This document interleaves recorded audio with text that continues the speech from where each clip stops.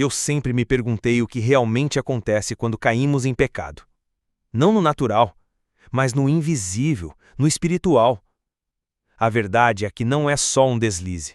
Não é só um pensamento errado. O que acontece por trás, nas regiões celestiais e nas sombras, é muito mais profundo e assustador do que a maioria imagina. Quando pedi para a IAA simular o que acontece nesse exato momento em que um ser humano se rende ao pecado, o que veio me arrepiou. Era como se eu tivesse espiado um campo de batalha invisível, onde anjos e demônios observam cada movimento nosso. Um clique, uma palavra errada, um olhar impuro. E as correntes se aproximam. O pecado abre brechas, como janelas escancaradas por onde o inimigo entra sem bater. E a pior parte? Muitas vezes ele já está lá, só esperando você cair. O mundo espiritual reage de forma intensa, como se uma explosão tivesse acontecido. Mas ninguém aqui percebe. Só quem vê com os olhos da alma. No exato instante em que o pensamento impuro nasce, o mundo espiritual se move. O inimigo não espera o ato, ele age já no desejo. É como se, do nada, um demônio se levantasse, sorrindo, sabendo que aquela tentação foi semeada com sucesso. E não é qualquer sorriso. É uma satisfação fria, sádica. Ele viu sua mente vacilar. Ele ouviu seu coração acelerar. Ele sentiu a sua carne dominar o seu espírito. E então começa a guerra. Anjos correm para tentar proteger o que ainda resta. Mas quando a vontade de ceder ao pecado cresce, a luz se apaga pouco a pouco. Não totalmente, mas o brilho se apaga. Um suspiro do céu é ouvido. O Espírito Santo sente. Ele ainda está ali, mas entristecido. O ambiente espiritual escurece. Você ainda pode voltar, mas cada segundo nessa direção aumenta a intensidade do conflito. E o inimigo avança, zombando, sabendo que a porta está se abrindo com sua permissão. Quando o pecado se concretiza, é como se o mundo espiritual gritasse. Uma corrente se fecha, um trono das trevas vibra, e o inimigo ri alto, pois ele sabe que conquistou mais um pedaço do seu coração. O anjo que te guardava permanece ali, mas de cabeça baixa. Ele não te abandona, mas sua luz fraquege. A glória que te cobria já não brilha como antes. O Espírito de Deus se entristece profundamente. Você sente um vazio, mas não entende o porquê. Algo mudou. Você sente vergonha, e não é só culpa psicológica. É o reflexo de uma alma que foi tocada pela escuridão. Os demônios se aproximam com correntes. Eles não te possuem, mas te oprimem. Eles te acusam, eles gritam no seu ouvido. Eles se alimentam da sua vergonha. E enquanto isso, no céu, há um clamor, uma intercessão, porque mesmo no erro, o céu ainda te chama de filho. Mas a ferida espiritual é real, e o abismo começa a se formar. O pecado, quando repetido, começa a construir legalidade no mundo espiritual. É como se os demônios tivessem uma permissão entrar em áreas da sua vida. Se antes eles estavam do lado de fora, agora eles circulam, nas emoções, nos pensamentos, nos sonhos. Você sente peso, sente culpa, sente que algo te observa. E de fato, está. São olhos espirituais famintos por mais espaço, mais domínio. O pecado escondido é como uma casa sem tranca. Eles não só entram, eles se assentam. E a tristeza cresce. O vazio aumenta. E o diabo te convence de que é melhor ficar onde está. Você já pecou mesmo? Agora é tarde. Essa mentira ecoa, e se você acredita, mais portas se abrem. É como se sua alma estivesse sendo cercada. E o Espírito Santo continua ali, sussurrando com amor. Volta, filho. Mas os gritos da culpa tentam abafar sua voz. A guerra está em curso e você está no meio do campo de batalha. Você pode não ver, mas há correntes espirituais que se formam ao redor da alma. Não são visíveis, mas são reais. Elas prendem desejos, aceleram impulsos e bloqueiam a sensibilidade espiritual. O pecado contínuo enfraquece sua audição espiritual. Você ora, mas não sente. Louva, mas está vazio. Lê a palavra, mas não penetra. É como um vidro entre você e Deus. E isso não é castigo, é consequência espiritual. O céu está aberto, mas você não consegue mais olhar. E os demônios que antes só te tentavam, agora te atormentam. Eles acusam, gritam, zombam, te chamam de hipócrita, te lembram que ninguém te conhece como eles te conhecem. É uma prisão invisível, e você só se dá conta quando tenta se levantar, mas não consegue.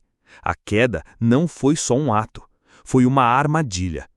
E agora você se vê preso em um ciclo que só se quebra com arrependimento verdadeiro. E então vem o choro.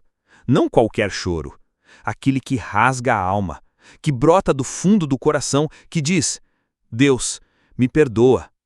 É nesse momento que o céu se movimenta com força. O anjo se levanta, o Espírito se aproxima. A presença de Deus volta a ser sentida, mesmo que leve, mesmo que sutil. Você sente. E no mundo espiritual, uma nova batalha começa. Porque agora os demônios não querem te soltar. Eles te acusam diante do trono, mostram suas quedas, suas mentiras, suas falhas. Mas o sangue de Jesus fala mais alto. Uma luz começa a atravessar as trevas, as correntes enfraquecem.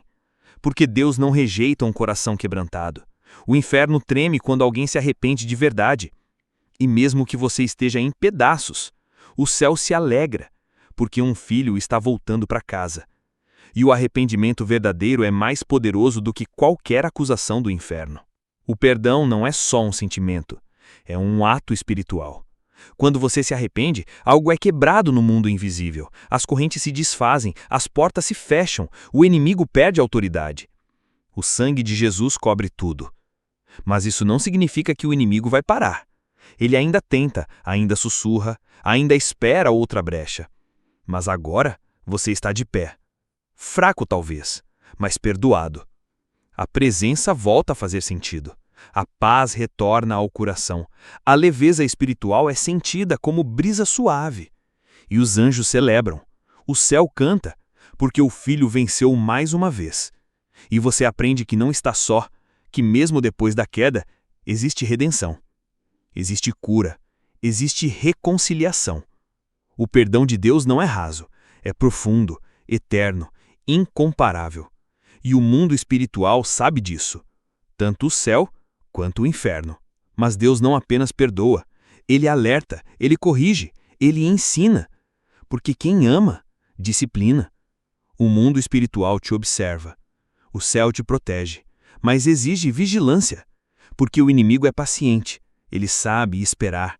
Ele sonda novas brechas. E Deus sabe disso. Por isso Ele te chama a viver em santidade. Não por religiosidade, mas por proteção. Santidade é escudo espiritual, é armadura, é muralha. E sem isso, o inimigo ataca.